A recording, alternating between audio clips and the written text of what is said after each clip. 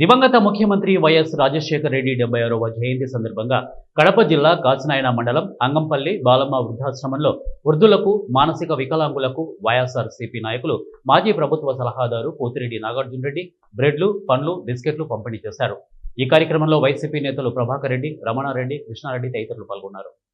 ఈ సందర్భంగా నాగార్జున రెడ్డి మాట్లాడుతూ రాజశేఖర్ రెడ్డి ముఖ్యమంత్రిగా ఉన్నప్పుడు ప్రజలకు ఆరోగ్యశ్రీ, ఫీజు రియంబర్స్మెంట్, రైతులకు ఉచిత విద్యుత్, ఇందిరమ్మ ఇల్లు, ప్రజలకు కావాల్సిన అన్ని సంక్షేమ పథకాలను అమలు చేశారని వారన్నారు.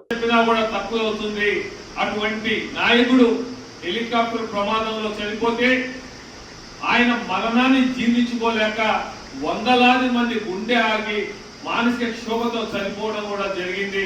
అది దేశ చరిత్రలో కాదు, ప్రపంచ చరిత్రలో కూడా ఒక నాయకుడు చనిపోతే ఇంతమంది చనిపోయే పరిస్థితి ఎక్కడా లేదు. మరి చాలా మంది ఆత్మహత్యలు కూడా చేస్తున్నారు. అంటే ఆయన లేని బాధ తట్టుకోలేక ఆ విధంగా జరిగిందంటే ప్రజల హృదయాల్లో ఏ విధంగా చిరస్థాయిగా నిలిచిపోయాడు అనేది ప్రతి ఒక్కరికి కూడా తెలిసిపోయింది. మరి ఆయన తనయుడిగా, తండ్రికి తగ్గ తనయుడిగా వైఎస్ జగన్మోహన్ రెడ్డి గారు రాష్ట్ర ప్రతిపక్ష నేతగా ఉండి మళ్ళీ ముఖ్యమంత్రి అయిన తర్వాత ఎలక్షన్లకు ముందు ఇచ్చిన హామీలను తండ్రికి మించిన తనయునిగా అనేక పథకాలన్నీ ఇంటికే తీసుకొచ్చి ప్రజల వద్దకే తీసుకువచ్చి అన్ని కూడా సచివాలయ వ్యవస్థ తీసుకొచ్చేసి ప్రతి సంక్షేమ పథకాన్ని మీరు ఆఫీసు చుట్టూ తినకుండా, లంచం ఇవ్వకుండా, నువ్వు ఏ పార్టీకి ఓటు వేసావా, ఏ పార్టీకి ఓటు వేయలేదు అనేది కూడా లేకుండా అందరికి కూడా ఇవ్వడం జరిగింది.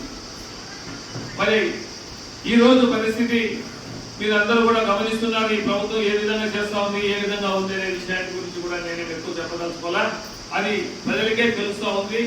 కాబట్టి మనం మన